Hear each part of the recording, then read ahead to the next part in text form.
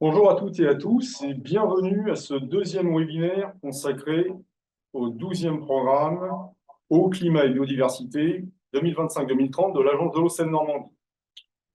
Tout d'abord, je me présente. Donc, je suis Franck Leroy, chef du service investissement des collectivités de l'industrie à la direction territoriale et maritime Seine-Aval de l'Agence de l'eau Seine-Normandie. Donc, cette présentation, on va vous la faire avec les collègues à plusieurs voix par rapport aux différents chapitres qui vont vous être présentés. Donc, ce webinaire, il va porter plus particulièrement sur les thématiques de l'assainissement et de la gestion des eaux pluviales en milieu urbain. Et on aura une équipe de collègues support pour répondre aux différentes questions que vous pourrez poser alors à travers le chat, mais attention, pas via questions-réponses, mais via l'onglet Discuter que vous avez. Donc, on essaiera de répondre au maximum aux questions que vous mettrez à travers le chat. Par contre, je vous invite pour toutes les questions qui sont très précises sur vos projets à vous rapprocher des collègues chargés d'opération et on y répondra évidemment, mais ultérieurement. Pareil, pour les questions sur lesquelles on n'aura pas pu apporter de réponse en séance, soit faute de temps, soit faute d'apporter de réponse assez précise, on y répondra également ultérieurement. Enfin, sachez que ce webinaire il est enregistré.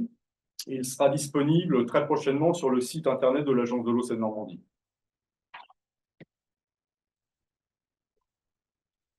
Alors, au niveau des généralités, on a les généralités du programme, on a les conditions opérationnelles générales, et après, on aura la présentation des conditions opérationnelles thématiques, assainissement, réutilisation des eaux usées non conventionnelles, la gestion du pluvial, urbain et la vie du net. Donc ça sera les collègues qui prendront la main. Alors, tout d'abord,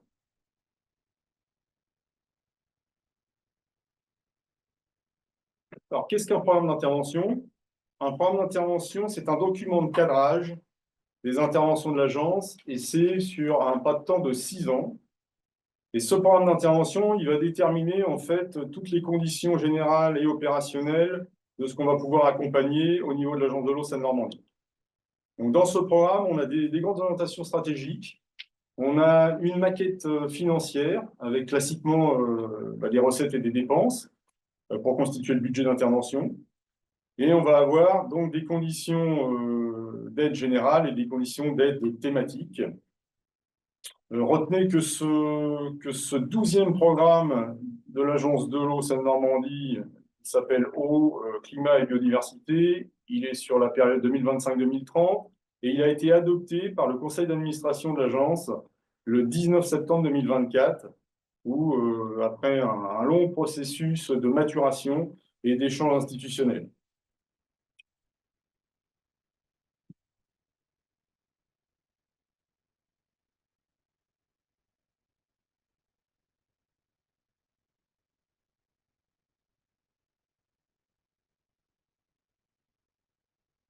Je ne sais pas si vous voyez la suite. Là. Au niveau du 12e programme, donc le budget d'intervention, il est de 3,7 milliards d'euros d'aide au maître d'ouvrage sur les 6 ans. Donc ce budget d'intervention, il est assis sur des recettes qui sont constituées principalement des redevances perçues par l'Agence de l'eau. Donc ces redevances vont s'appuyer sur la réforme des redevances. C'est un processus qui est issu des Assises de l'eau de 2019. Cette réforme elle a été inscrite dans la loi de finances 2024 et dans les grandes lignes, en fait, elle apporte un certain rééquilibrage des contributions entre usagers et également c'est dimensionné pour répondre au financement du plan eau, d'une part, mais également d'un programme relativement ambitieux pour les 6 années à venir, qui s'appuie sur des enjeux très marqués du bassin Seine-Normandie. Donc, sur ces 3,7 milliards d'euros d'aide financière possible, ça représente à peu près 610 millions d'euros d'aide prévisionnelle par an. On a également d'autres contributions, comme des contributions à l'OFB ou des territoires ultramarins. Et on a également, évidemment, tout ce qui concerne le fonctionnement interne lié à l'agence. Alors, en plus de ce budget d'intervention spécifique agence, on a des fonds fléchés. Ce sont des crédits d'État. Alors, notamment, c'est le fonds vert, stratégie national biodiversité et renaturation des villes et villages. Et on a également un fonds dédié à l'éolien en mer. Donc la répartition un peu plus fine au niveau de ce budget d'intervention de 3,7 milliards d'euros d'aide sur 6 ans. Vous noterez en fait une part encore importante qui est dédiée à la lutte contre les pollutions domestiques. Donc ça, c'est le volet assainissement. Après, en deuxième, on a la gestion de l'eau potable. On a également en troisième, à peu près même enveloppe financière, la restauration et la préservation des milieux aquatiques et la lutte contre les pollutions diffuses d'origine agricole. Donc vous voyez, aujourd'hui, on va vous exposer toutes les problématiques d'accompagnement des thématiques assainissement et gestion des eaux pluviales. Ça pèse de l'ordre de 1,78 milliard d'euros sur les 6 ans, c'est-à-dire pas loin de 50% quand même de ce budget d'intervention, 48% exactement. Donc ce programme, il a 6 grandes orientations stratégiques. Le renforcement de l'ensemble des actions qui vont permettre la sobriété en eau et la réduction des prélèvements, et ce pour tous les usages. Également la poursuite de la préservation de la ressource pour sécuriser l'approvisionnement en eau potable, donc ça c'est un enjeu fort. Également l'accompagnement de la transition agricole pour l'eau, de tous les changements de pratiques pour lutter contre les pollutions diffuses. Là, une certaine reconquête de la biodiversité en lien avec la sauvegarde des habitats. L'atteinte des objectifs fixés, bien évidemment, dans le SDAGE, le schéma directeur d'aménagement et de gestion des eaux, du bassin Seine-Normandie, notamment l'atteinte du bon état des masses d'eau qui sont fléchées sur le bassin. Et enfin, une orientation un peu plus transversale qui va consister à une mobilisation des acteurs du territoire à travers certaines stratégies territoriales et contractuelles, mais également la solidarité de bassin entre les territoires ruraux et urbains.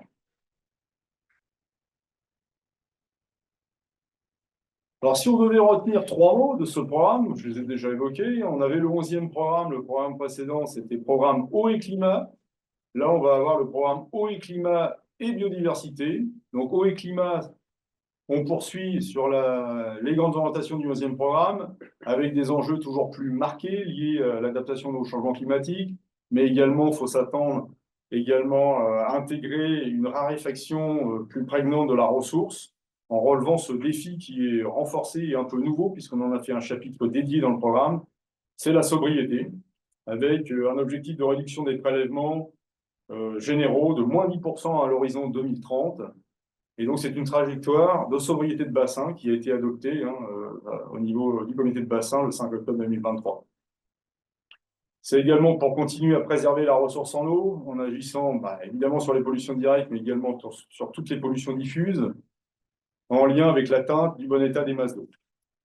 Ce qui est encore plus renforcé, c'est pour ça qu'on a rajouté le mot biodiversité, c'est la cohérence entre la préservation des milieux et cette biodiversité terrestre et marine, et aquatique plus généralement, avec notamment les solutions fondées sur la nature. Donc après, ce document, en fait, il est structuré. Il est structuré en 9 grands chapitres. C'est un document en fait, qui fait 208 pages. Vous pouvez le consulter sur le site internet de l'Agence de l'eau Seine-Normandie. Donc, 9 grands chapitres, un chapitre avec des conditions générales, et après des chapitres thématiques de A à G, qui balayent de façon assez précise les possibilités d'accompagnement financier de l'Agence de l'eau par thématique, avec les prérequis, les conditionnalités, les principes d'éligibilité. Aujourd'hui, ce deuxième webinaire, il est consacré au chapitre A, l'amélioration de l'assainissement des collectivités et l'accompagnement de la gestion des eaux de pluie, notamment en milieu urbain, et également une partie du chapitre E, qui est ce chapitre nouveau dédié à la sobriété et plus généralement à la gestion du quantitatif, où on va vous parler du sous-chapitre E6, qui consiste à la facilitation du recours aux eaux non conventionnelles et à la réutilisation des eaux usées traitées.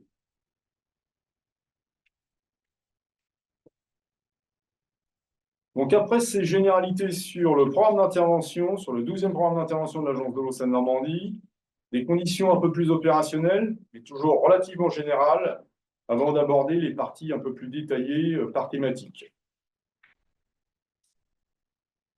Donc, quelques grands messages sur ces conditions opérationnelles, mais générales. Le démarrage, la notion de démarrage des opérations. Donc là, il y a une nouveauté au deuxième programme, c'est que le démarrage de votre projet est désormais possible dès lors que vous avez déposé votre demande d'aide formelle sous la plateforme des démarches simplifiées. Ça vaut accord de l'agence, mais bien évidemment, ça ne vaut pas un accusé de réception, ne vaut pas décision d'attribution de l'aide, par contre, puisque ces projets sont soumis à la commission des aides de l'agence de l'eau, qui est souveraine en la matière. Par contre, j'attire votre attention sur cette notion de démarrage anticipé qui peut être accordée par l'agence à titre exceptionnel et qui rappelle que l'attributaire ne peut démarrer l'exécution de son opération avant le dépôt à l'agence de l'eau de cette demande d'aide formelle, même si vous n'avez plus à attendre l'accusé de réception de complétude qu'on vous attribuait précédemment. Alors, cette notion de commencement d'opération, de démarrage d'opération, elle est précisée dans le titre 1 des conventions d'aide financière de l'agence. Donc, je vous encourage à bien lire quand vous recevez les conventions d'aide, les titres 1 et les titres 2, les conditions générales d'attribution, titre 2, les conditions plus spécifiques liées au projet, puisque dedans, beaucoup de choses sont précisées, et notamment cette notion de démarrage de l'opération. Si on a plusieurs cas possibles, si l'attributaire de l'aide de l'agence recourt des prestataires pour l'exécution de son opération, la date qui va être prise en compte pour apprécier le démarrage, c'est la signature d'un devis. En cas de marché, la date, ça va être la date d'un ordre de service, soit de préparation de chantier, soit de démarrage. Et pour les marchés pour lesquels il n'y a pas d'ordre de service de préciser dans l'acte d'engagement, c'est la date de notification du marché, voire d'affermissement quand on a une tranche conditionnelle, voire une date de signature de bon de commande. Donc, je vous invite à bien vérifier ces dates-là, puisque pour éviter un démarrage anticipé qui empêcherait l'agence de vous accompagner dans votre projet. Vous avez également sur le site de l'agence de l'eau Seine-Normandie tous les formulaires de demande d'aide qui sont actualisés régulièrement, avec toutes les pièces que vous avez à fournir, notamment pour justifier des paiements. Donc, je vous invite à plutôt ne pas repartir sur de vieux formulaires, mais également de régulièrement les télécharger et vous appuyer dessus pour les échanges avec les services, et notamment le service financier de l'agence de l'eau.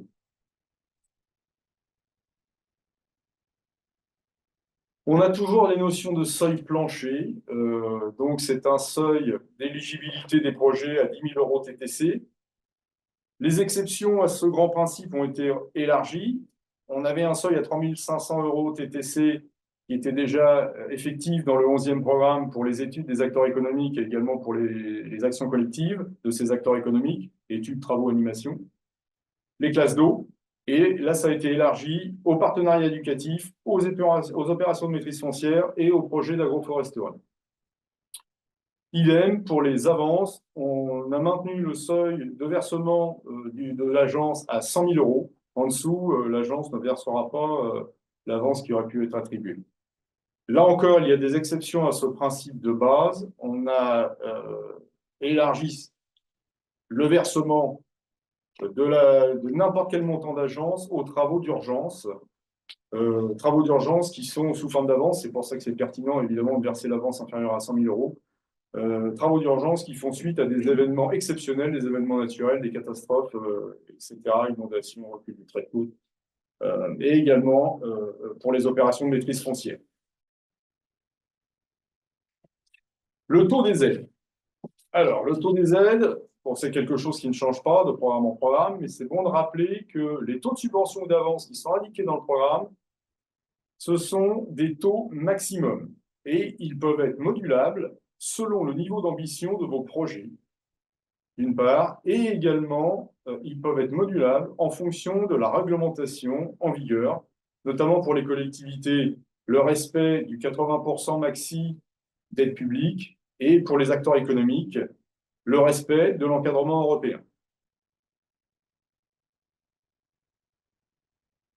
Alors enfin, j'en terminerai, avant de laisser la parole aux collègues, sur les conditions de réussite pour une mise en application efficiente de ce 12e programme d'intervention et un accompagnement vraiment adapté des maîtres d'ouvrage. C'est de bien se poser collectivement la réflexion à l'échelle d'un territoire pertinent. Qu'est-ce que ça veut dire? C'est une certaine stratégie de mobilisation territoriale des acteurs, soit avec vos voisins, évidemment avec l'agence, avec plusieurs acteurs potentiels sur un territoire donné. Il y a possibilité de contractualiser, comme c'était le cas dans les programmes précédents. Ça s'appellera plus un CTEC, cet acronyme un peu barbare, donc contrat de territoire au climat, mais ça sera remplacé par des contrats de territoire, donc avec des possibilités de contractualisation à cette échelle de territoire pertinent. On a bien évidemment conservé les leviers qui sont possibles pour démultiplier l'action sur le terrain. Donc, est-ce que ce sont l'animation, mais également tous les relais, les partenaires relais pour certaines opérations, notamment les acteurs économiques, mais également les collectivités. On a bien évidemment une nécessaire concertation avec les maîtres d'ouvrage le plus en amont possible des projets. Là encore, on l'a vu précédemment, ce n'est pas parce que vous avez déposé le dossier de demande d'aide sous démarche simplifiée et que vous pouvez démarrer dès lors que vous avez l'accusé de réception de dépôt. Il est important d'avoir une concertation le plus en amont possible avec vos chargés d'opération. Ça peut permettre de réévaluer le niveau d'ambition du projet, d'évaluer plus finement les taux d'aide qui vont pouvoir vous être attribués pour le projet considéré. Ce n'est pas pareil selon les lignes programmes si le projet est prioritaire ou est moins prioritaire. Et également, bien évidemment, déjà de vérifier les conditions d'éligibilité, voire de respect des éventuelles conditionnalités pour bénéficier pleinement de cet accompagnement financier. Donc en conclusion, il faut bien s'assurer d'être en phase, nous au niveau de l'agence avec le porteur de projet, notamment à travers l'objectif que vous poursuivez, à travers votre projet, et je vous encourage à vraiment vous rapprocher de vos chargés d'opération ou du service pour qu'on ait un échange le plus en amont possible sur ces problématiques de projet. Voilà, je vais laisser la parole à mes collègues qui vont vous présenter plus en détail les différents volets. Donc le chapitre A, l'assainissement, puis le chapitre E, la réutilisation des eaux non conventionnelles. Ce sera Sylvain Ernaud, chargé d'opérations spécialisées, qui va vous présenter ces deux premières parties. Puis le pluvial urbain, la gestion du pluvial urbain à la source notamment, et la vie d'un dossier de demande d'aide. Ce sera Maud Marchand, chargé d'opérations, qui va vous présenter ces deux chapitres. Merci Franck. Bonjour à toutes et tous. J'ai effectivement le plaisir de vous présenter la partie assainissement du 12e programme. Donc, ce sont 253 millions d'euros d'aide par an qui sont préfléchés sur ces lignes programmes pour des travaux de stations d'épuration, de réseau et d'ANC. Donc, ce sont les trois parties que je vais vous présenter tout de suite. Je parlerai de la RIOUT et ensuite il y aura une séquence de questions-réponses.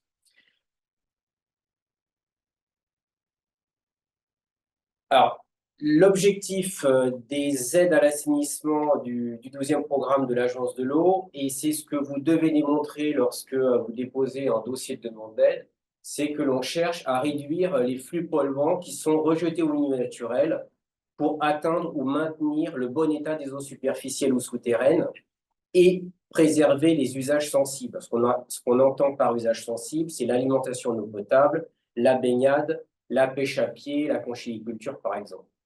En s'inscrivant dans une logique d'adaptation au changement climatique, il s'agit, plus particulièrement plus pour notre territoire, de tenir compte de la montée du niveau marin et du recul du trait de côte en zone littorale, de réduire l'impact carbone et de viser une optimisation énergétique du projet. Voilà. Par exemple, sur les filières bout des stations d'épuration. Et juste un petit clin d'œil à la DRU2 qui sera prochainement transposée et qui, pour les gros systèmes, va effectivement demander un certain nombre d'efforts sur ce volet-là. Et le troisième item, c'est la préservation de la biodiversité, qui est un des mots-clés du 12e programme, vous l'avez vu, et qui doit être intégré dans toutes les politiques publiques, y compris l'assainissement. Et à titre d'exemple que j'évoque rapidement, puisque je n'y reviendrai plus après, c'est que l'aménagement d'une station d'épuration, en étant pensé avec des aménagements pertinents, une végétalisation d'essence locale, par exemple, peut être favorable à la biodiversité locale, petite faune, insectes, etc. Alors, pour les stations réseau ANC, la structuration sera la même en termes de présentation. On va vous présenter les actions aidées, les critères d'éligibilité, les actions non aidées et puis le niveau d'accompagnement. Pour les actions aidées sur les stations, alors ça c'est quelque chose que vous connaissez, enfin qui est connu, voilà. Donc c'est la construction, la modernisation de stations d'épuration, la mise en place de zones de rejet végétalisées. Alors la limitation des quantités de micropolluants présentes dans les systèmes d'assainissement. Et ensuite, les deux aspects liés un peu à peut-être nos spécificités et puis à l'adaptation enfin, aux effets du dérèglement climatique. C'est à la fois la reconstruction d'ouvrages de traitement liés au recul du trait de côte et la remise en fonctionnement des installations d'assainissement à la suite d'inondations, submersions, etc. Ce sont les mesures d'urgence qui ont été évoquées par Franck Leroy précédemment. Alors, les critères d'éligibilité pour les stations d'épuration. Le critère numéro 1, c'est la saisie des indicateurs du service d'assainissement dans 6PA. C'est quelque chose on va dire, d'administratif, mais qui a une triple importance que j'évoque parce que vous allez voir, on va le retrouver dans nos différentes lignes programmes. C'est d'une part que c'est une obligation réglementaire pour la plupart des collectivités. D'autre part que ça nous permet au niveau bassin et même national d'avoir une base de données exhaustive et fiable sur les systèmes d'eau et d'assainissement. Et d'autre part, par rapport à la réforme des redevances qui a été évoquée en introduction également, faut savoir que un certain nombre d'indicateurs techniques vont être rapatriés de 6PA. Donc, il est important aussi que les indicateurs y soient. À défaut, les collectivités concernées seront pénalisées sur la redevance. Le deuxième critère, c'est pour les constructions de stations d'épuration qui rejettent en cours d'eau, c'est de tenir compte de la baisse prévisible du débit d'étiage. Dans le cadre du 11e, on était à tenir compte de moins 10% du débit du QMNA5. Là, ce qu'on demande au projet, c'est moins 15%. Voilà. Dans le cadre du dérèglement climatique, on s'attend à ce que les étiages soient plus sévères. Il faut en tenir compte dans la construction des projets, pour que les stations ne soient pas plus impactantes à l'avenir. Le dernier critère, c'est le zonage d'assainissement approuvé après enquête publique en cas de création de station. Les actions non aidées, alors il y a une nouveauté, c'est que l'on n'aide plus la création de stations d'épuration d'eau usée de capacité inférieure à 200 équivalents habitants. En revanche, je précise tout de suite qu'on aide toujours la réhabilitation des petits systèmes. Autre nouveauté, on n'aide plus l'autosurveillance sur les stations d'épuration.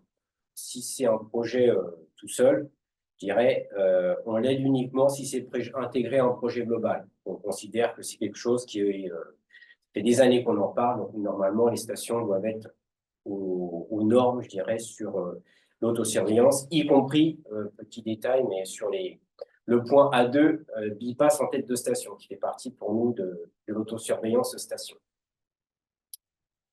Le niveau d'aide pour les stations d'épuration, on a donc aide maximale, comme ça a été évoqué en introduction. On aide largement maintenant tout ce qui est études générales à 80% de subvention. Alors, les études générales, ce sont les SDA, les études DIAG, les études de profil de vulnérabilité par rapport aux eaux de baignade, la mise en place de diagnostics permanents, diagamons, RSDE, actualisation de plan d'épandage. Voilà, il y a pas mal d'études que l'on aide à 80% maximum. Ensuite, pour tout ce qui est... ensuite, il y a trois items qui sont aidés de la même façon, donc ont été regroupés, à savoir la création, la reconstruction, la modernisation de stations d'épuration, les zones de rejet végétalisées et les études rattachées aux travaux. Donc, ils sont aidés à un taux de base de 30% de subvention et une avance de 20%. Là, vous le voyez, les taux sont modifiés, vu que les taux sont significativement modifiés par rapport au deuxième programme. Et il existe un taux pour les travaux prioritaires de 60%. Je ne détaille pas plus cette partie-là, vu que j'y reviendrai ultérieurement. Vous voyez dans notre tableau que pour la création de stations d'épuration, il existe, on a indiqué oui dans la colonne montant de référence, et ces montants de référence sont revalorisés. On compare systématiquement le coût des travaux à des prix de référence, ce qui peut nous amener, lorsque les travaux sont jugés chers, à ne retenir qu'une partie de ce montant des travaux, et donc à appliquer le taux indiqué là, uniquement à la partie plafonnée des travaux. Alors, un point sur lequel il faut que je m'attarde, ce sont les études rattachées aux travaux, avec une petite astérisque qui vous renvoie à un commentaire en dessous, qui sont que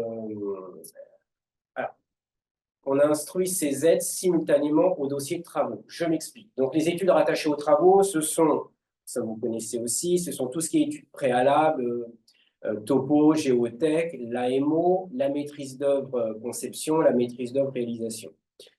Jusqu'à présent, il était possible de faire une demande d'aide spécifique, par exemple pour l'AMO et la maîtrise d'œuvre conception. Aujourd'hui, c'est plus le cas finalement. Ce qu'on vous demande, c'est d'intégrer votre demande d'aide à ces études-là dans la demande d'aide travaux qui est faite ensuite. Alors, il y a un objectif de simplification, vu qu'il n'y a pas de dossier de demande d'aide à déposer. Il y a une logique aussi de fluidité, donc il n'y a pas à attendre justement l'instruction de cette demande d'aide. Vigilance malgré tout, parce que ça veut dire aussi que vous ne serez aidé sur ces études et vous ne serez, si vous êtes aidé sur ces études, qu'au moment de la demande d'aide travaux. Donc c'est pour ça qu'on vous incite très fortement à venir quand même vers nous en amont du démarrage des études pour vous assurer que tout cela est bien conforme, je dirais, au 12e programme et que vous pourrez bien bénéficier en temps voulu d'un accompagnement à la fois sur les études et sur les travaux. L'idée, c'est qu'on s'assure que vous alliez dans la bonne direction et ça nécessitera forcément une petite formalisation, je pense, après à chacun de trouver la sienne, mais de cette sollicitation en amont. Mais c'est sûr qu'il n'y aura plus de dossier de demande d'affaires. Et donc, dernière ligne de ce tableau, ce sont les mesures d'urgence à 40% d'avance. Ça a été déjà évoqué donc, précédemment, pas plus. Les réseaux. Alors, là encore, quelque chose des lignes programmes anciennes de l'agence, bien connues. Donc, l'objectif, c'est de vous aider à tout ce qui est création, extension de systèmes de collecte et de transport, donc de réseaux d'eau usée. La réhabilitation de ces réseaux, c'est essentiel. La mise en séparatif de réseaux unitaires. Il y a une ligne qui est nouvellement bien identifiée dans le programme, c'est la fiabilisation du fonctionnement des réseaux d'assainissement qui peut passer par la neutralisation de l'H2S, ou quelque forme que ce soit, et également du dégrillage sur le système de collecte. L'idée étant finalement de protéger les réseaux. Tout ce qui est restructuration, souvent fait dans le cadre de réhabilitation. La mise en conformité de débranchement de domaine privé, ça comprend également la mise en séparatif, et puis la collecte séparative des urines. À noter également que le programme prévoit aussi la création de toilettes permanentes gratuites sur le domaine public.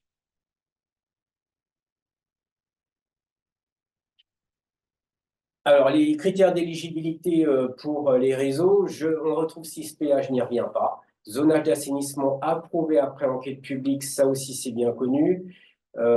Existence d'un diagnostic périodique de moins de 10 ans et travaux identifiés comme prioritaires dans le programme hiérarchie de travaux, c'est logique, même si on peut encore quelquefois être amené à faire des refus quand ce critère n'est pas respecté. Mise en œuvre d'un diagnostic permanent. Alors ensuite, voilà, c'est qu'on a deux critères qui concernent les systèmes d'assainissement de plus de 10 000 équivalents habitants. C'est la mise en œuvre d'un diagnostic permanent. C'est quelque chose qu'on demande depuis déjà quelques temps, mais le programme là insiste une nouvelle fois sur ce critère-là. Donc c'est indispensable d'avoir mis en place un diagnostic permanent. Et le zonage des eaux pluviales approuvé après enquête publique. Alors là, c'est un critère de modulation des aides du 11e programme qui est transformé, si je puis dire, en critère d'éligibilité, ce qui est très fort, très impactant pour les collectivités qui n'auraient pas, à ce jour, établi ce zonage des eaux pluviales et qui ne l'auraient pas encore validé après enquête publique. Donc, attention à ça. Un critère maintenant ancien aussi, c'est le respect de la charte qualité des réseaux d'assainissement de l'ASTE, qui comporte pas mal d'items que je ne développe pas, mais je cite le choix du mieux-disant, les contrôles à la réception, qui sont les critères les plus connus. Il y en a d'autres. C'est connu, mais là encore, il arrive qu'on fasse des courriers de refus d'aide parce que c'est pas un ou plusieurs critères ne sont pas respectés, donc vigilance sur ce point. Action non aidée, là c'est plus, c'est pas nouveau, mais c'est juste pour insister peut-être, vu qu'on est régulièrement interrogé là-dessus.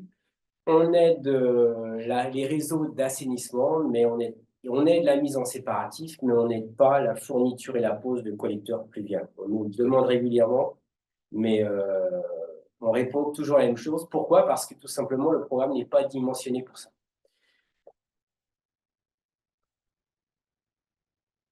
Au niveau justement, niveau d'aide, alors, on retrouve les études rattachées aux travaux, donc je ne redéveloppe pas ce que j'ai dit tout à l'heure, mais c'est exactement la même chose. Les études préalables sont instruites en même temps que les travaux. Et les taux, finalement, on retrouve les mêmes, à savoir un taux de base de 30% de subvention et 20% d'avance, et un taux pour travaux prioritaires de 60% et 20% d'avance. Là encore, je vous renvoie à la diapo qui arrive bientôt pour développer un peu ce point. Là encore, les prix de référence ont été revalorisés. Les travaux en domaine privé, donc on est sur les branchements en domaine privé. Le forfait de mise en conformité des branchements en domaine privé et de mise en séparatif est significativement augmenté, là encore, de 4 200 € à 3 000. Idem pour les immeubles, ça passe à 420 € par EH. Et il existe toujours un forfait pour l'infiltration à la source des eaux pluviales de la parcelle, on va dire, les infiltrations à la parcelle, des eaux pluviales collectées sur les surfaces imperméables de l'habitation, qui s'élèvent à 1 000 €. Voilà. Les mesures d'urgence à 40% et la collecte séparative des urines que l'on aide potentiellement à 80%. C'est quelque chose qu'on souhaite développer. Alors, la modification du taux d'aide. Donc, c'est une des modifications majeures sur nos lignes programme assainissement, même si vous avez vu qu'il y en a d'autres malgré tout. C'est cette modulation, à la fois la baisse du taux de base, vu qu'on passe de 40% de subvention à 30% de subvention, et l'instauration d'un taux à 60% pour des travaux dits prioritaires en matière d'assainissement. Alors, il n'y aura pas par rapport à une question qui pourrait être posée, bon, il n'est pas prévu que le programme établisse une liste des communes ou des maîtres d'ouvrage qui pourraient bénéficier de ce taux majoré. Ce qu'ont défini les administrateurs dans le cadre du programme, c'est que l'on pourra accorder ce taux pour, on va dire, deux types d'actions. D'une part, ça pourrait être des actions de réduction significative de pollution domestique. sur une masse d'eau subissant une pression significative, ce qui veut dire que c'est une masse d'eau qui serait en état a priori moins que bon et dégradée a priori par l'assainissement. Donc, par exemple, sur les paramètres classiques de l'assainissement. Les deuxièmes cas de figure prévus par le programme pour cette eau-là, c'est d'intervenir dans des zones à enjeu usage d'usage. Donc, on l'avait déjà mentionné, mais donc les zones à enjeu usage d'usage, ce sont les périmètres de protection de captage, zones de production conchylicole, zones de pêche à pied et évidemment sur notre territoire, ce qui est important aussi, ce sont les zones de baignade déclarées. Et on se référera à ce moment-là assurément au profil de vulnérabilité. Alors, bien sûr, il pourrait être tentant systématiquement de demander à bénéficier du taux d'aide majoré. Ce qu'on va vous demander assurément, c'est d'argumenter la demande. Ça va être un minimum. Donc, où il faudra finalement nous démontrer, pour que nous-mêmes, on puisse le démontrer aux administrateurs lorsqu'on présentera le dossier à la commission des aides, que le projet contribue bien à réduire significativement des flux qui altèrent la qualité du masse d'eau.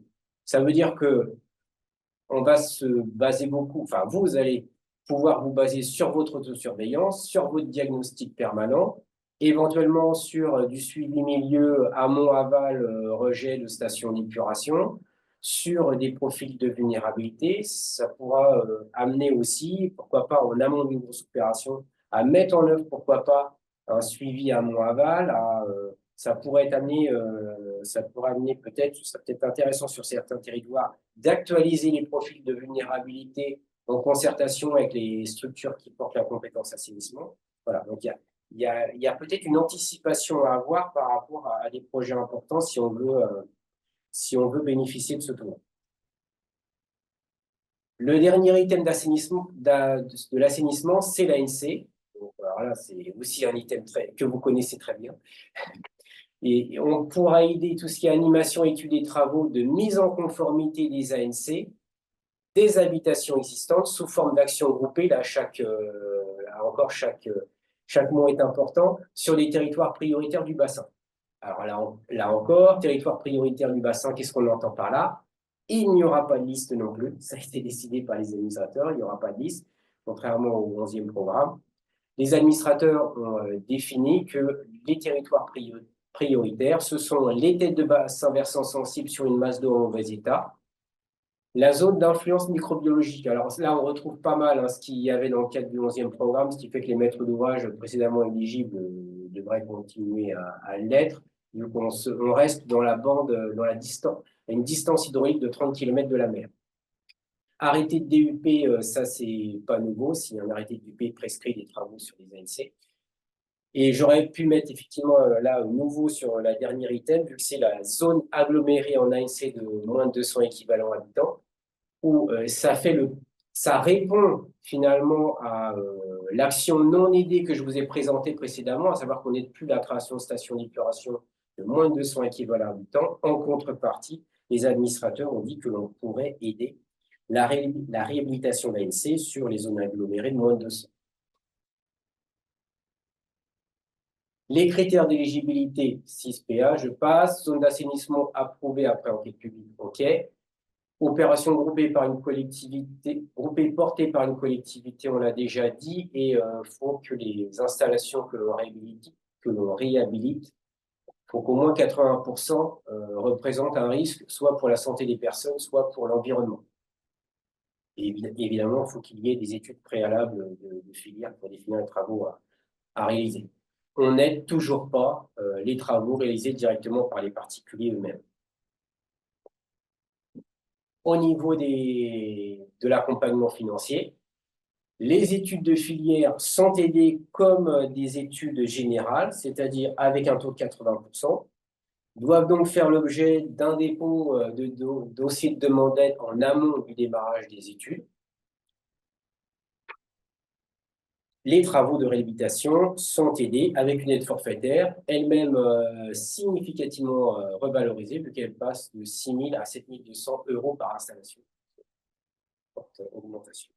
On peut également aider dans le cadre d'une réelle animation à l'échelle d'un territoire, une animation, pardon, une animation en hauteur de 350 euros par installation.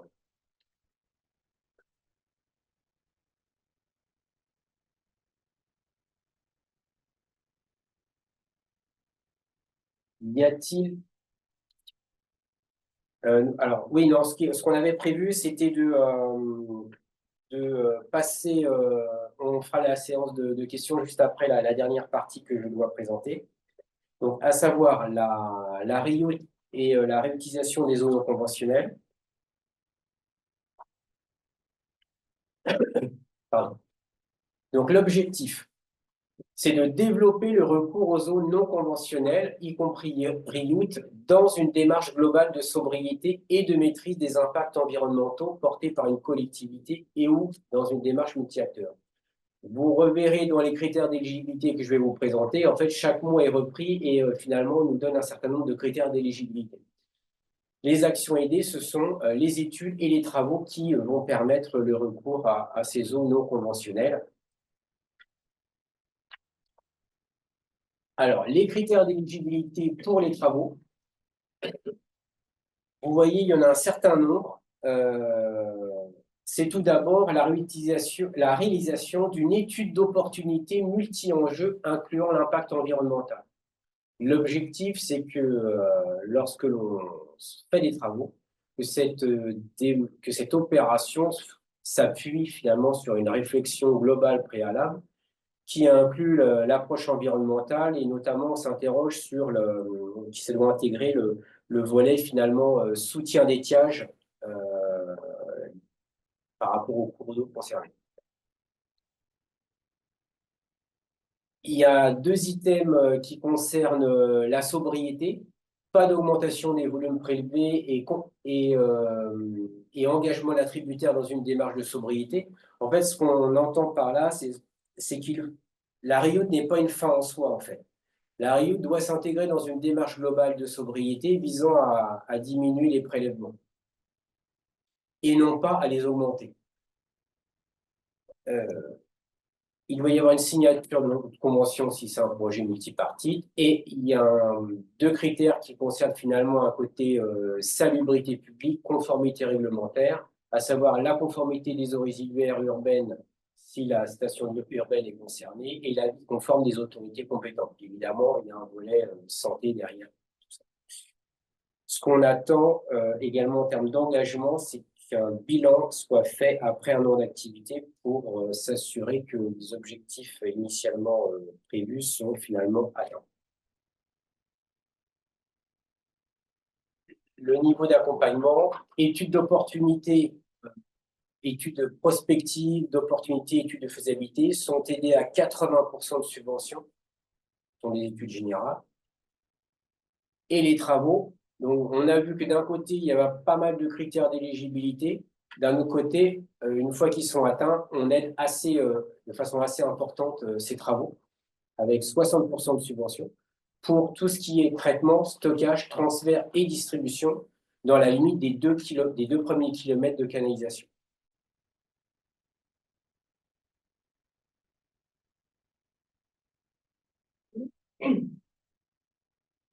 Et on arrive à la séquence finalement de questions-réponses.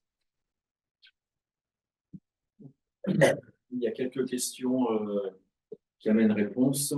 Alors, je vais reprendre dans le sens de ta présentation, installation d'épuration, assainissement, réseau et puis ANC.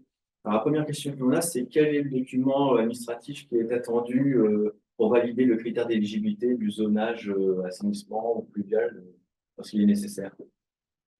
Alors, ce que demande le programme, c'est un zonage approuvé après enquête publique, que ce soit zonage assainissement ou zonage pluvial. Ce qui fait que ce que l'on attend, c'est la délibération prise par la collectivité compétente en la matière, prise après enquête publique, qui valide le zonage qui a été soumis à enquête publique.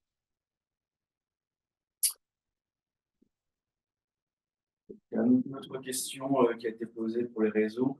Pour les zones inférieures à 200 EH, donc, où on ne peut pas construire de système d'assainissement, alors, justement, la question, on demande si le linéaire entre deux branchements est trop élevé, est-ce que l'agence va financer? J'avais répondu déjà. Alors, les linéaires de branchement les linéaires de réseau entre deux branchements plutôt, que j'ai pas évoqué ça, ce critère-là, et merci à cette question, ça me permet de l'aborder. Il est toujours de 40 mètres entre deux branchements. Par contre, ce qu'indique le programme, c'est que c'est quand même une règle de base, donc ça veut dire que ça s'implique à la grande majorité des projets. Mais si le maître d'ouvrage a une justification particulière à apporter, technique et environnementale, ça doit permettre, dans certaines conditions, de déroger à ce critère.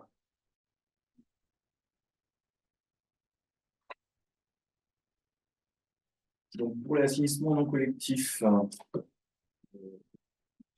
les études préalables sont aussi le dépôt d'aide pour les études préalables sont à faire en même temps que la demande d'aide pour les travaux, comme pour les réseaux et la station d'épuration?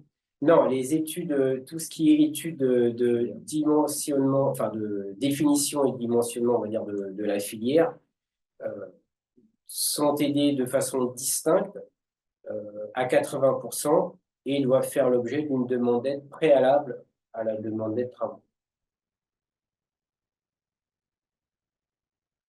Pour la RIUT et la REUZ, si le bilan au bout d'un an n'est pas conforme aux attentes, qu'est-ce qui se passe au niveau de la convention? C'est une bonne question. Là, je dirais qu'il n'y a pas de réponse toute faite à cette question, à mon avis. Mais Franck pourra compléter si besoin.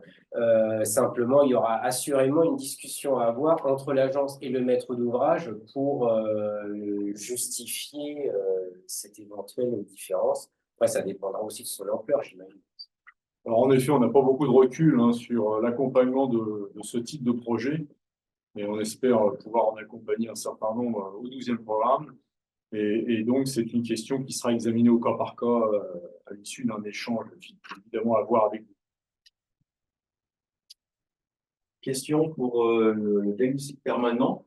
Si des travaux ne sont pas prévus dans le diagnostic périodique, mais se retrouvent dans le diagnostic permanent, est-ce qu'ils sont éligibles aux aides de l'agence?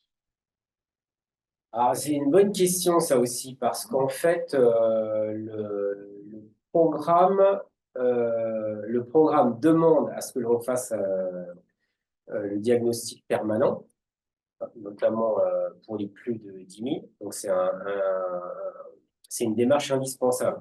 En plus, comme je le disais, ça pourra vous permettre d'alimenter l'argumentation de vos dossiers de demande d'aide. Mais ce que demande aujourd'hui le programme, la rédaction du 12e programme est restée identique finalement à celle du 11e sur le fait que les actions qui nous sont soumises dans les dossiers de demande d'aide doivent avoir été préalablement identifiées dans le programme hiérarchisé de travaux issu de l'étude directe. Donc, ça doit a priori pas être une invention du diagnostic permanent. Mais après, le programme hiérarchisé de travaux, c'est aussi là où il faut certainement travailler le programme hiérarchisé de travaux pour avoir, évidemment, un certain nombre d'actions précises, mais aussi ouvrir à ce qui va se passer par la suite. Alors, c'est ça, en fait, on pourrait imaginer qu'en fait, le programme de travaux issu du diagnostic permanent réactualise en temps réel le programme hiérarchisé qui est issu du dernier diagnostic. Donc là, on pourrait avoir, si ça reste structurant, ça pourrait, de mon sens, être éligible. Par contre, effectivement, il ne faut pas que ça soit perçu comme une action au coup par coup. Il faut une certaine visibilité en termes de programmation. On peut citer par exemple, si le programme hiérarchisé de travaux issu du DIAG a listé finalement la réalisation d'un certain nombre d'ITV à venir. On ne peut pas prédire à l'instant T ce que vont donner ces ITV, mais si le diag permanent nous indique finalement que les ITV réalisés nous définissent des travaux prioritaires à réaliser, Dans une logique de programmation. voilà, ça pourrait... Coup par coup.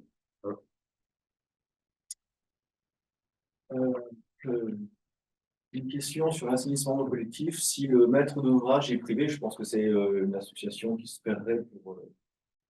Est-ce que c'est possible d'aider une association privée de particuliers, de riverains, qui voudrait réaliser une action groupée d'assainissement non collectif? Je vois que tu as fait la question.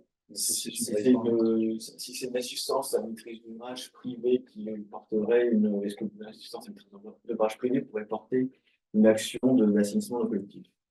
Travaux. Ça a été possible dans un programme précédent, je ne sais plus si c'est le 10e ou le 11e. Je crois que on va dire c'est moins possible. Je ne vais pas dire que c'est plus possible, mais c'est moins possible. On encourage vraiment un portage par la collectivité.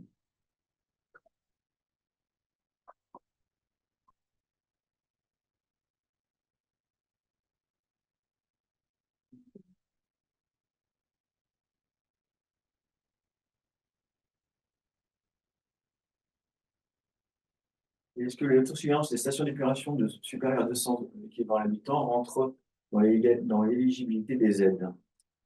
L'autosuffisance des stations d'épuration. En fait, ce que définit le programme aujourd'hui, c'est que l'autosurveillance, on n'est plus l'autosurveillance sur les stations d'épuration. L'aide, on n'est plus les projets d'amélioration, mise aux normes, d'autosurveillance des stations d'épuration, quelle que soit leur taille. En revanche, Maud vous présentera tout à l'heure les aides à l'autosurveillance à système de collecte. Et sur les stations, il n'y a plus pour des travaux spécifiques. Et ça, soit intégré dans un projet global. On va continuer la présentation. S'il y a des questions dont on n'a pas encore, vous n'avez pas eu de réponse, on reviendra dessus. N'hésitez pas à vous rapprocher de vos chargés d'opération pour avoir des questions. Donc, on va pouvoir aborder la dernière thématique. Bonjour à tous. La thématique pluviale urbain, qui est la dernière thématique de ce webinaire. Alors, la thématique pluviale, elle peut être appréhendée par deux grandes approches principales. La première qui est de réduire les rejets polluants par temps de pluie. Et la seconde qui est la gestion à la source des eaux pluviales. Alors, pour la première approche, l'objectif, c'est vraiment de réduire les déversements des réseaux unitaires par temps de pluie. Et les actions qu'on va être susceptibles d'aider pour ça, c'est tout ce qui est études, travaux et animations qui vont permettre la dépollution des rejets urbains par temps de pluie, mais aussi les actions liées à l'autosurveillance des systèmes de collecte. On vient d'en parler, justement, on va la détailler après. Donc, plus précisément, les travaux éligibles pour ce qui concerne la dépollution des rejets urbains par temps de pluie, ça va être les travaux qui vont permettre le traitement ou le stockage provisoire pour restitution des effluents vers un ouvrage d'épuration, qui vont être dédiés à la dépollution sur réseau unitaire, type BSR, bassin de stockage restitution. Des ouvrages qui permettraient également la dépollution d'eau pluviale stricte, mais attention, là, ce seraient des eaux pluviales fortement contaminées et qui justifient un enjeu important sur l'état des masses d'eau. Là, très clairement, ce qu'on cible, c'est les eaux de ruissellement en provenance de routes ou autoroutes qui seraient fortement contaminées. Et on va également pouvoir aider les travaux qui vont permettre le recueil de déchets flottants. Critères d'éligibilité, alors on l'a dit, on l'a redit, la saisie des informations dans 6PA, je ne reviens pas là-dessus. En revanche, pour ce qui est des actions non aidées, alors on n'aidera pas tout ce qui est mise en place de séparateurs hydrocarbures et de bassins de stockage restitution sur un réseau de pluvial strict. Ça fait partie des actions que nous n'aidons pas. La partie autosurveillance, voilà, on va rentrer un peu plus dans le détail ici. Alors, on en a parlé, l'autosurveillance, ça ne concerne désormais que les systèmes de collecte. On sort complètement les stations de traitement, on ne finance plus d'actions de mise en place d'équipements sur les stations d'épuration. Donc, vont être éligibles les aménagements des points de rejet et de tout point interne du système de collecte, que ce soit les équipements métrologiques, c'est-à-dire les outils de mesure ou d'évaluation, les équipements pour le transfert des données, les équipements pour l'exploitation des données, tout ça c'est éligible. Et on va également être amené à apporter des financements sur tout le génie civil qui va être nécessaire pour la mise en place de ces équipements métrologiques. notamment. Hein. Ça peut être aussi la mise en conformité de chambres de mesure, l'adaptation des ouvrages de rejet et des points internes en vue de leur équipement pour la mesure ou l'évaluation. Parallèlement à ça, on va pouvoir aussi apporter des aides sur tout ce qui est études de modélisation hydraulique qui seraient nécessaires pour garantir la fiabilité fournie par les équipements métrologiques notamment. Pour ce qui est de la deuxième approche de cette thématique pluviale, donc là, on aborde la gestion à la source des eaux pluviales. Là, l'idée, c'est vraiment non plus de traiter des flux d'eau pluviale qui seraient contaminés, mais c'est vraiment d'infiltrer à la source les eaux de pluie. L'idée va être de rendre les villes plus perméables en infiltrant les eaux pluviales au plus près de là où elles tombent, donc c'est ce que je viens de vous dire, et en végétalisant pour permettre ainsi de préserver la qualité des eaux superficielles en temps de pluie dans un contexte de baisse des débits des cours d'eau et donc de baisse de leur capacité de distribution. Ça va être également l'occasion de protéger les villes des phénomènes d'îlots de chaleur dont on entend beaucoup parler, et ça va également participer à la recharge des nappes phréatiques. Des avantages liés à la gestion à la source des eaux pluviales, on pourra encore en citer plein, là je vous en ai cité quelques-uns.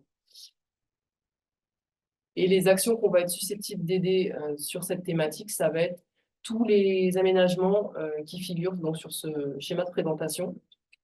Donc ça va être tout ce qui est toiture végétalisée, mise en place de nous avec surverse, d'espaces verts en creux, de jardins de pluie, de parking végétalisé. L'idée, c'est vraiment d'encourager les actions qui permettent la désimperméabilisation des sols, l'augmentation des surfaces de pleine terre et la mise en œuvre de solutions fondées sur la nature au profit de la biodiversité. C'est l'idée. Alors, je vous ai mis des exemples d'illustrations de ce qu'on a été amené à financer. On voit donc la photo du haut au milieu, un parking désimperméabilisé sur dalles enherbées. Ça, c'est typiquement le genre d'action qu'on est amené à financer.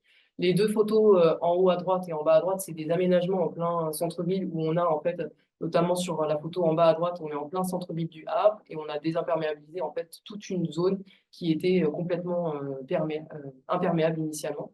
Donc, on a créé des noues et des zones tampons pour pouvoir gérer au mieux les eaux de pluie. La photo en bas au milieu, c'est un aménagement d'une cour d'école qui a été désimperméabilisée. Alors là, pareil, on avait une zone qui était complètement imperméable et une partie de la cour d'école a été désimperméabilisée pour pouvoir y créer une zone végétalisée. C'est un aménagement qui vient d'être fait sur la photo, donc c'est pour ça qu'on ne voit pas encore bien la végétalisation prendre, mais voilà, c'est le type d'action qu'on est susceptible d'aider. Et sur les deux photos de gauche, on a des aménagements un peu plus urbains, en fait, milieu un peu plus urbain, avec des aménagements plus ponctuels en fait, de zones qui ont été désimperméabilisées, avec des plantations pour également aussi permettre la limitation des phénomènes d'îlots de chaleur. Et puis, ça permet également de mieux gérer les eaux de pluie. Alors, typiquement, si vous envisagez de faire ce genre d'action, ce qu'on cherche à éviter, c'est la création de rambardes le long de vos ouvrages, parce que ce qu'on veut au maximum, c'est infiltrer les eaux de pluie et leur permettre de s'écouler librement. Donc, on va éviter tout ce qui est bordure, notamment sur le parking, la photo du milieu, là où on voit qu'on a une grosse bordure en béton qui limite vraiment l'infiltration des eaux de pluie, et sur la photo en bas à droite aussi, avec notre arbre qui a été planté, mais qui va recevoir assez peu d'eau finalement, parce que eh bien, toute l'eau de la zone imperméable ne va pas se diriger, a priori, vers la fosse qui a été créée pour l'arbre. Tout ce qui est grilles aussi, qui vont permettre l'infiltration des eaux et a priori la direction vers un réseau, ça c'est également à éviter, puisque là vraiment ce qu'on cherche, ça va être à infiltrer les eaux dans les zones perméables qui ont été créées.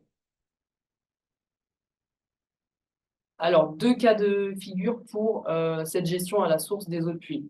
Soit votre aménagement dirige initialement les eaux vers un réseau, que ce soit un réseau d'eau pluviale ou d'eau usée, et votre objectif, c'est de déconnecter, de déraccorder cet aménagement pour pouvoir infiltrer les eaux sur une zone perméable. Et là, donc, les conditions techniques pour être éligible aux aides de l'agence, ça va être déjà d'avoir un projet qui est situé en zone urbaine. À minima, l'aménagement qui est envisagé, il doit permettre la gestion des pluies courantes, c'est-à-dire qu'on doit être en rejet zéro sur les pluies courantes. Les apports des pluies courantes doivent être gérés par des surfaces non imperméabilisées et à ciel ouvert. Donc là, on accepte tout type de matériaux perméables. Et il ne doit pas y avoir de diminution de la surface de pleine terre végétalisée. C'est-à-dire que la surface, elle doit être à la fois perméable et végétalisée. Donc, tout ce qui est projet de végétalisation des toitures sont éligibles, hein, c'est ce que je vous disais sur le schéma de présentation. Ils doivent justifier du respect des règles de l'art et de la réglementation en vigueur pour pouvoir être aidés. Et deuxième cas de figure, vous êtes sur un aménagement initial qui est non raccordé, c'est-à-dire que vos eaux pluviales aujourd'hui, elles sont dirigées vers le milieu naturel et vous souhaitez désimperméabiliser une zone pour pouvoir infiltrer ces eaux pluviales au plus près de là où elles tombent. Là, pareil, on va avoir des critères d'éligibilité qui sont donc un projet situé en zone urbanisée. La désimperméabilisation doit se faire avec la création de surfaces en pleine terre végétalisées. Et les travaux envisagés doivent permettre une infiltration à ciel ouvert des pluies courantes et fortes provenant des éventuelles surfaces imperméabilisées résiduelles. Et bien sûr, in fine, puisqu'on n'avait pas de réseau initialement, on ne veut pas de réseau non plus à la fin du projet, à la fin des travaux. Alors, je fais un petit focus simplement sur cette gestion à la source des eaux pluviales, sur les modalités d'aide. Si vous êtes dans le cadre d'un déraccordement, alors si on a bien maintien ou augmentation des surfaces de pleine terre végétalisées, on peut prétendre à une aide plafonnée à 50 € du mètre carré déraccordé.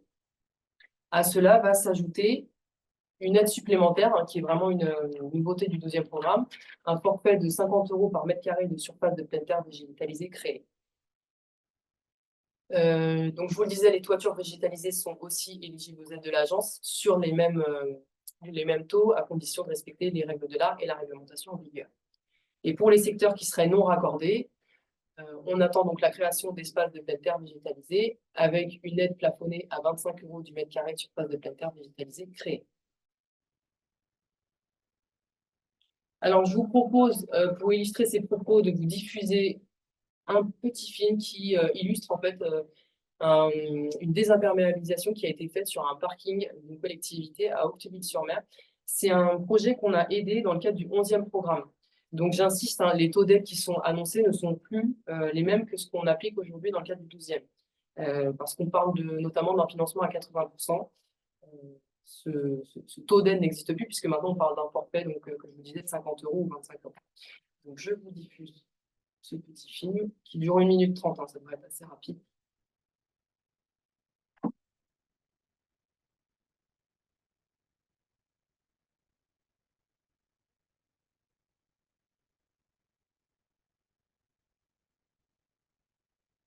Alors, est-ce que ça marche pas?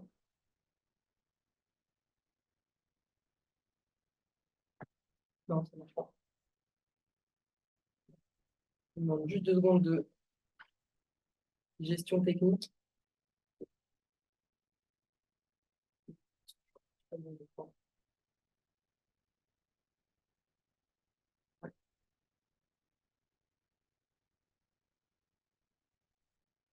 Le son, on a le son, on a le son.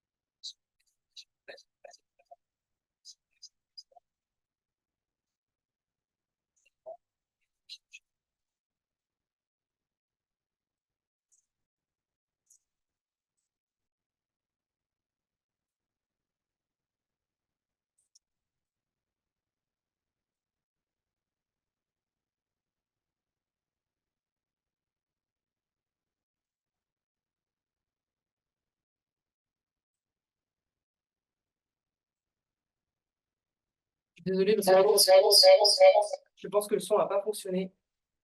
Bon, enfin, l'idée, c'était en tout cas de vous présenter un exemple. En tout cas, vous avez à minima eu les images qui illustrent bien l'aménagement du parking des imperméabilisés. Voilà, je m'excuse pour le contretemps technique. Et on va repasser sur le PowerPoint.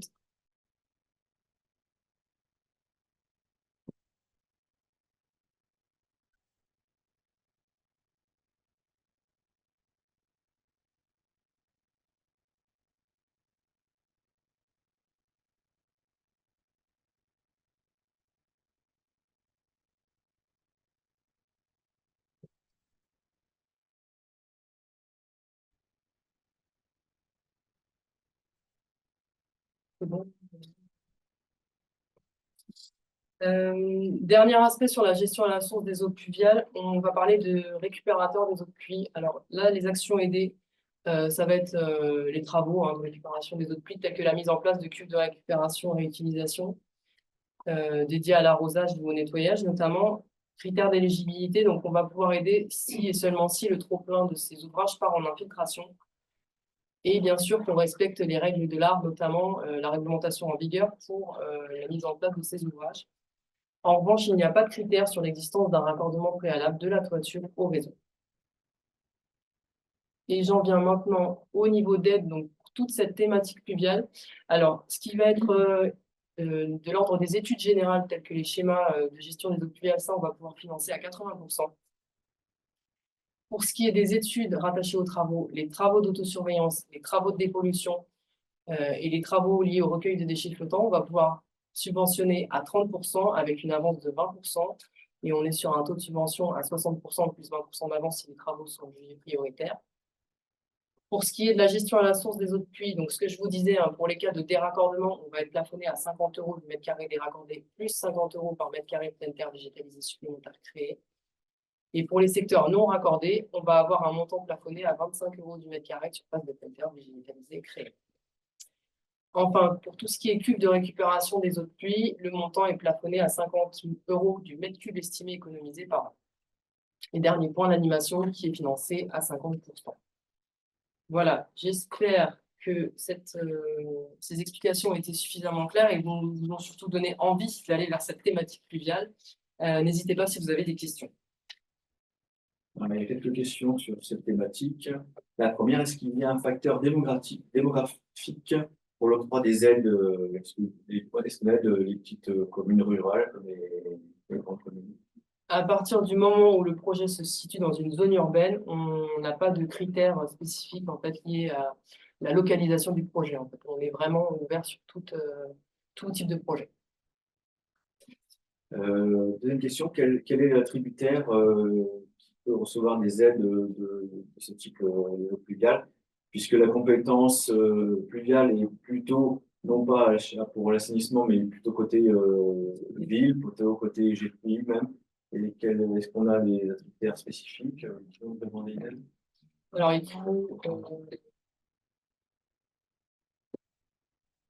faut effectivement avoir la compétence pluviale pour faire la demande, sauf parce que la collectivité qui est la compétence donne autorisation à syndicat ou à la collectivité qui gère l'assainissement de faire les travaux avec son accord, avec l'accord de la collectivité qui a la compétence.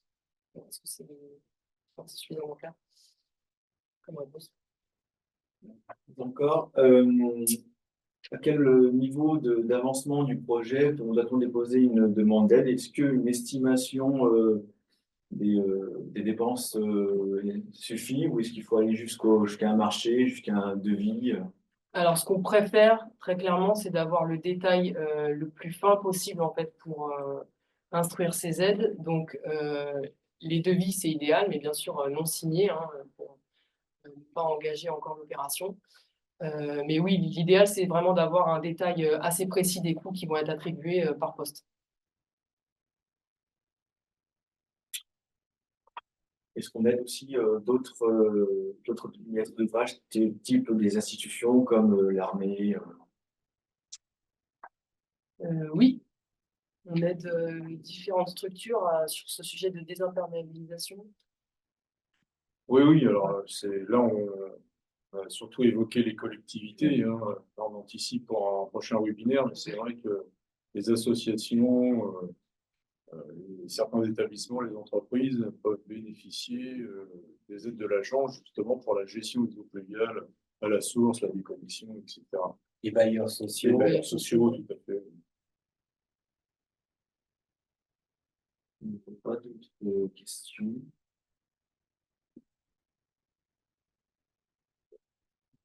Pas d'autres questions. Donc, s'il n'y a plus d'autres questions, bah, il me reste à vous remercier. Il reste un sujet quand même. Ah, il y a peut-être Alors, un la sujet. dernière approche qui va être assez rapide, c'est un petit détail de la vie d'une aide, hein, pour finaliser ce webinaire. Et puis après, je laisserai Franck clôturer.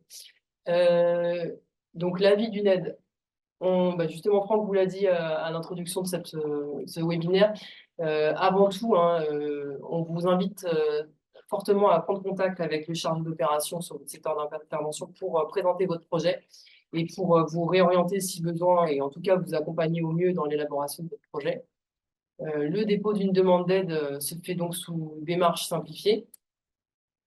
On peut être amené, une fois le dépôt de votre dossier fait, on peut être amené à vous demander en fait de compléter votre dossier, hein, en apportant des éléments complémentaires. On instruit votre dossier et on le présente à la commission qui va émettre un avis pour les aides dont le montant est supérieur à 300 000 euros, notamment sur le volet assainissement et eau potable, et 60 000 euros sur les autres thématiques et notamment la thématique pluviale.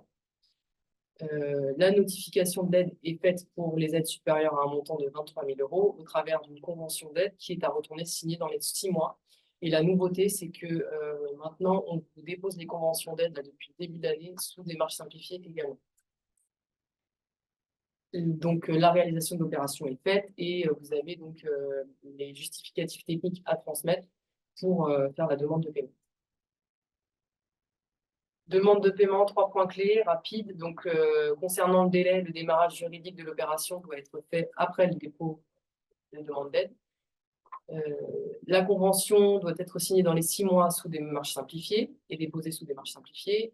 Et il faut fournir toutes les pièces justificatives avant l'échéance de la convention. Là aussi, on insiste parce que si vous n'avez pas le temps, il faut vraiment transmettre les pièces avant la fin de la convention, avant la fin de l'échéance de la convention. Si vous n'avez pas le temps de transmettre les pièces avant cette échéance, le mieux, c'est de vraiment faire une demande de prorogation, toujours sous démarche simplifiée, hein. Et ça, cette demande de prorogation aussi, elle doit être faite avant l'échéance qui figure dans la convention.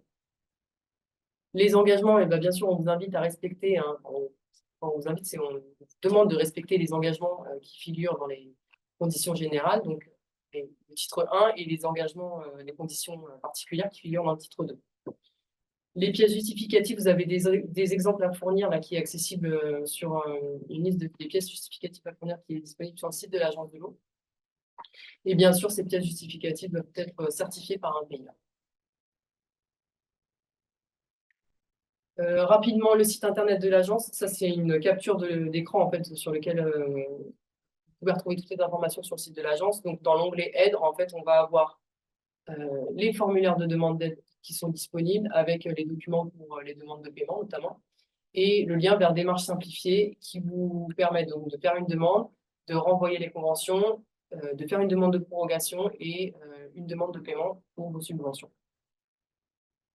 La répartition de notre territoire Seine-Aval, donc on est 5 chargés d'opération répartis sur le secteur et on vous invite donc à prendre contact avec le référent de votre secteur, toute question relative à vos projets. Et si vous avez des questions sur cette dernière présentation de la vie d'une aide, n'hésitez pas, elle est encore à votre disposition.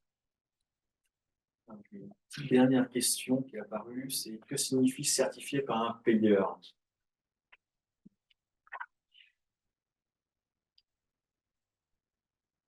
Alors ça, c'est le service financier qui pourrait répondre mieux que moi. Bon, en fait, pour les collectivités publiques, c'est un trésorier. Après, c'est quelqu'un habilité pour une structure à engager la responsabilité de son établissement. Et quelle est la durée de l'instruction d'un dossier d'aide? En général, il ne faut pas avoir 2 mois, hein, ça dépend. Hein. Comme on disait, le mieux, c'est de prendre la tâche du chargé d'opération le plus en amont possible, notamment sur des projets qui impliquent de multiples acteurs, notamment pour les projets de gestion des eaux pluviales à la source. On a des urbanistes, des architectes, différents intervenants. Après, le cadencement, il y a 4 commissions des aides par an, en général, au niveau de l'agence de l'eau. Et après, on a une dizaine de listes d'aides de faible montant. Donc, c'est un peu pour permettre de fluidifier la délivrance des aides. Mais disons que entre l'émergence, l'instruction, les échanges avec vous, il faut compter 2 mois, hein, même pas de temps de 2 mois en moyenne.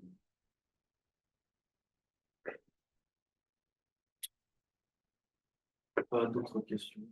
Je me permets juste de préciser une chose. Maud a dit donc les conventions d'aide sont sous démarche simplifiée. Alors, ce qu'il faut préciser, c'est que les conventions d'aide ne vous sont plus envoyées par courrier. Donc, il ne faut pas s'attendre à les recevoir par courrier.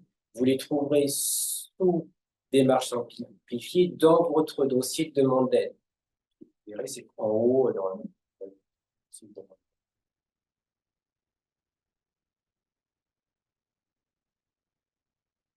Très bien. Maintenant que vous savez presque tout des possibilités d'accompagnement de l'agence au 2e programme en matière d'assainissement et de gestion des eaux pluviales, et comme ça a été dit sur l'avis d'un dossier de demande d'aide par mot, je vous invite à vous rapprocher de vos chargés d'opération pour étudier vos différents projets. Et je vous remercie encore de votre attention. Et avant de vous quitter, je vous rappelle que ce webinaire est enregistré et sera disponible prochainement sur le site internet de l'Agence de l'eau Seine-Normandie. Et également que parmi les 4 webinaires, on en a fait 2 aujourd'hui. On a 2 encore à venir si vous êtes intéressés. Donc aux dates du mercredi 5 mars pour les milieux aquatiques, la biodiversité et le littoral, et la gestion quantitative, et le jeudi 6 mars pour les acteurs économiques non agricoles. Voilà, je vous remercie de votre attention et vous souhaite une bonne fin de journée.